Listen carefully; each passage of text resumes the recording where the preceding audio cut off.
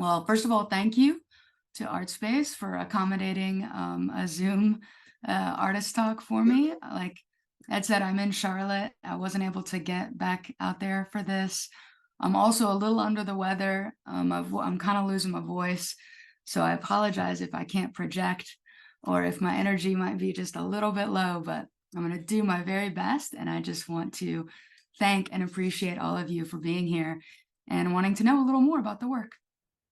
So all of the drawings that you see on the wall, I kind of think of as expressing the language of excess and consequence. I've always been interested in identity, and I was primarily a figurative artist. And then the last few years, especially at the onset of COVID, I started kind of expanding my research or redirecting it a little bit. And I became a lot more interested in the idea of identity in relation to food. And then as I was researching that, kind of led me more to thinking about body image, but also marketing and just kind of the general practice of the food industry and the way food is processed. And I learned about something that I didn't necessarily know much about, which is called ultra processed foods, sometimes referred to as UPFs.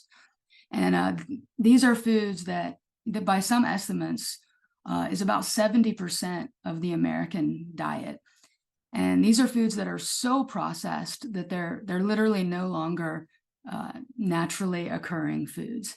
So the way you can kind of define that is like any food that you might find kind of wrapped in cellophane that is not in a shape that it would normally take. So for me, you might think of like Little Debbie snack cakes. You might think of like a package of powdered donuts. So these are examples of ultra processed foods, which are in essence fake foods that have a lot of additives in them that make them almost addictive to our physiology. So I started making setups with these snack foods. I would go and I would buy them at the grocery store, and I would start kind of constructing and building with them, almost like building blocks. And they started to take on the look of like a cityscape or a landscape. And I was really interested in the idea of like fake foods becoming fake spaces that are all still relating to kind of our lived experience. And so I then got really excited about like, well, what if I still want to introduce elements of the figure, but I don't want to do it in a really literal way. I liked the kind of strange and surreal quality of the spaces I was creating. So I used anatomical reference. So I started with skeletons, and then I started moving to using skulls, primarily mammal skulls. So it would still be kind of representing us, but not so clearly. And then I was really thinking about the way I was placing them, either within the context of the space I built or in relation in terms of scale, was to reverse the predator-prey relationship. So no longer having these kind of apex predators, now these kind of faux foods are kind of killing us, right? Are kind of the predators instead. A cage of complex carbohydrates, if you will. And then I wanted to use like a really saccharine sweet palette color choice when I developed these as a way to kind of underscore the implied threat of these seemingly harmless, snack cakes. So there was almost like a carnival feeling to them. So this candy coated architecture, it suggests comfort and nostalgia, but upon spending a little more time with it and maybe kind of investing in it further, maybe it emphasizes a paradox between strong and weak, or natural and unnatural. I also like that these fabricated spaces mimic spaces we might understand, but we cannot enter, right? And by doing that, you then project your own narratives into these spaces. And, maybe those narratives lean to investigating body or identity or gender, or even like greed, ritual, economics, or class. If you look on the wall itself, you'll notice that on the short wall, where there's kind of more of the black and white works. So those are kind of using more of the skeletons, human elements of osteology. And then as you move along the long wall, you'll see some of the works where I've started incorporating mammal skulls. The only difference is there's one, Thunder in Our Hearts, which is playing with a literal chase. So you have a fox and a rabbit in that one, which is the kind of like teal and orange long digital painting. And then I do want to, before I take questions, which I'm really happy and excited to do, I do want to also talk about materials because they're really intentional for me, very, very particular. So for the traditional works, which are the ones that are on the short wall and then one half of the long wall, those are all traditional drawing materials on paper. And I kind of specifically chose to use humble drawing materials. So these are like colored pencil, graphite, watercolor, ink. And part of that was, again, just to kind of underscore that dichotomy between the kind of complex content, but also the kind of unexpected nature of what you could do with some of these tools, which was part of my challenge as an artist. I was really excited to see how I could learn and figure out how to push these materials to do what I wanted them to do. And then the digital work, which you're seeing on the right side of the wall. So those are all digital paintings. And some people aren't familiar with that medium or technique. So just to clarify what that means is I use an iPad Pro. And so I just start with like a blank white piece of paper. It's digital paper, but it's a piece of paper. And then I use a stylus, and I use brushes that mimic traditional materials, and I build up layer upon layer upon layer, just like I would in traditional media, because I want the digital work to mimic traditional work. But I'm really interested, again, in that kind of like relevancy of using contemporary technology, but not deviating from the way that I like to make work.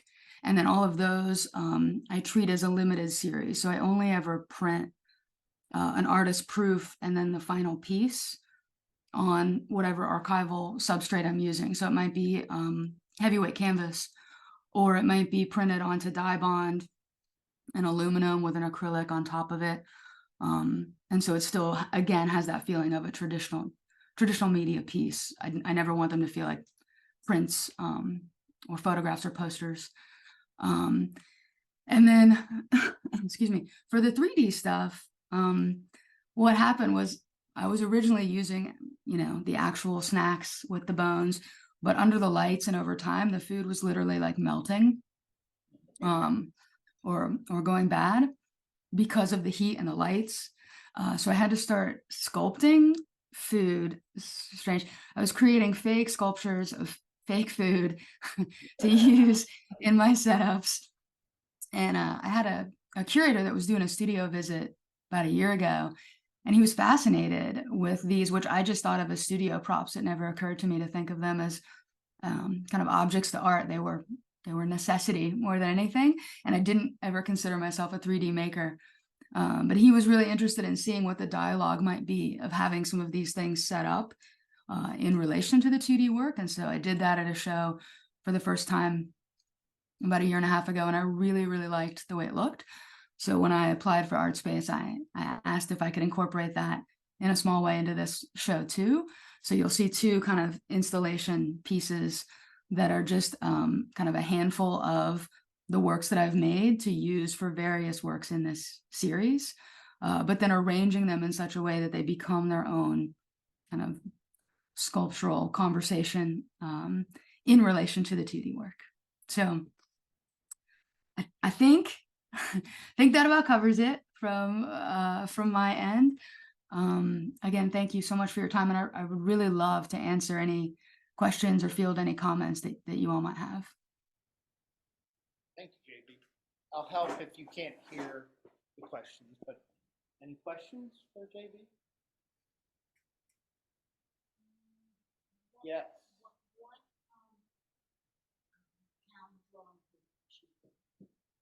Did you hear that? Do you want to know? No, didn't hear it. What pound drawing paper are you using? Or watercolor? Oh my God, I love when there's like art geeks in the audience. So a lot of it's on 300-pound hot press watercolor paper. But I also will use, especially for like the ink wash and ink, for the colored pencil, I do like a little bit of tooth. So I use like a 170-pound arches for those.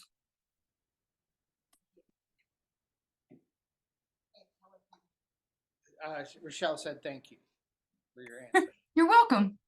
What else? Okay, go ahead, Lisa. Hi, JB. Hey, Lisa. Okay, so I have really reviewed all of your pieces, and I'm so glad you brought out the fact that you manufactured the cupcakes. And my question is, like, for instance, the blue cupcake. I was directly attracted to the digital blueberry minky. Blueberries mink. More about how you approach that with the color of the fake cupcake versus your colors, which it looks a little more purple. How did you mix the technology with the reality of the sculpture? Ooh, that's a great question. So with this one, which is probably the most recent digital painting that I've completed.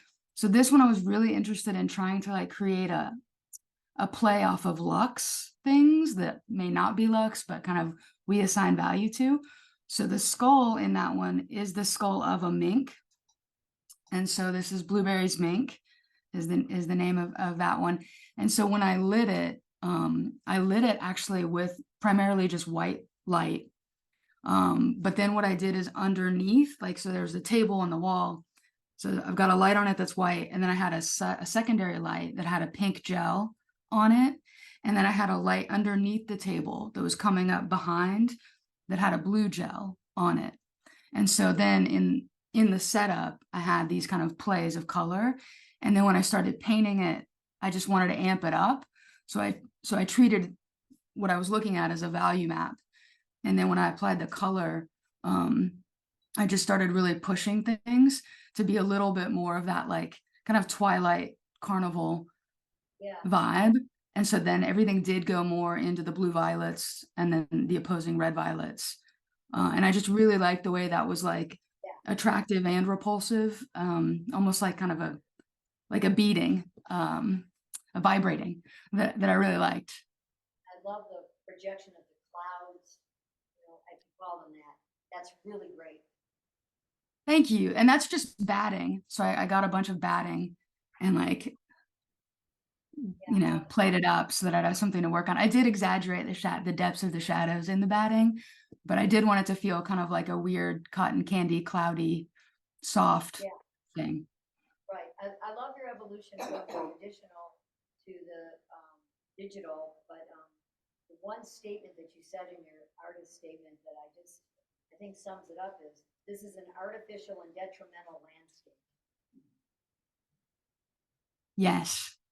That's one of my favorite lines. I'm so glad you cherry picked that. That's very poignant. So, we at Artspace really thank you for doing such a great job. Oh, thank you so much. So one more question. Another question. See you. Hi, JD. My name's Michael. So I'm interested in what, if anything, these pieces tell us about you.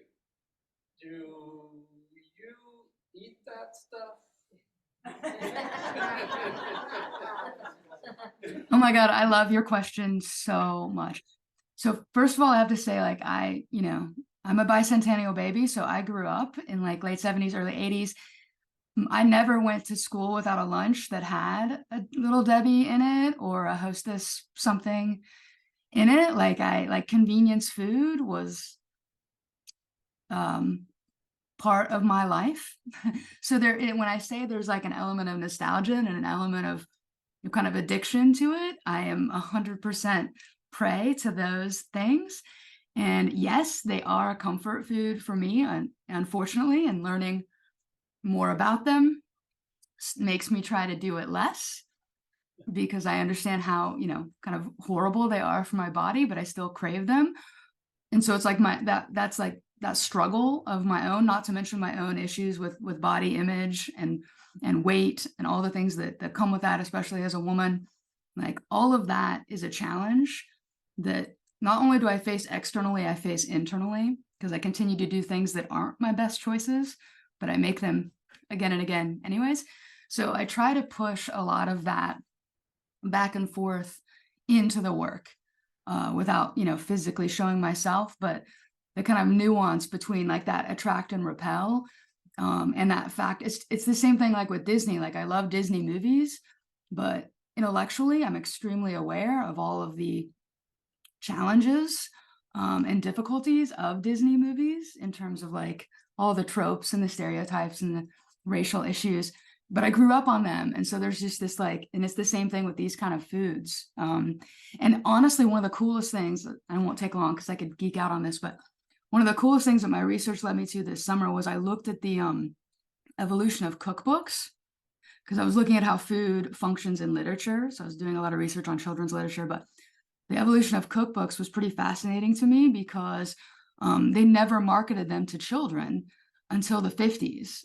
And really that came because all of the money that had been put in to making ready-to-eat meals for World War II, all of those companies wanted more return on their investment. So now that the war was over, they wanted to really push convenient foods that weren't real foods that could just be opened and eaten because they'd invested in making it. They wanted it to continue to thrive. So they actually started creating cookbooks, which my mom had and my grandma had, which were in my house. And they made those casseroles. I grew up in the Midwest. All of those things that were just like cans of soup. You know what I mean? So I was fascinated with this idea that there was this like money. The reality was the money that kind of infiltrated into the advertising to keep this machine going. And then I just followed it all the way through and how it's evolved, and now there's marketing ties, and it's still happening today as a way to sell, fake food through children's product placement in order to just keep the technology alive. Same with appliances. Like if we didn't have so much fake food, we wouldn't need necessarily all the technology that we need with appliances. But they keep us from thinking about those things so that we keep buying, the nice appliances. And we go to the grocery, and like with all the food deserts, like all the dollar stores and Dollar Generals that are a lot of people's only access to food. And there's no natural occurring food that's really sold in those stores. They all have to have really long shelf lives. So I've totally kind of gone on a full tangent with how and I will see how it plays into the work as it continues to develop. But I've become really fascinated with some of looking at my own childhood and things I just thought were normal and never questioned and never really thought about greater implications has started to really push through a little bit. Thanks. Thank you.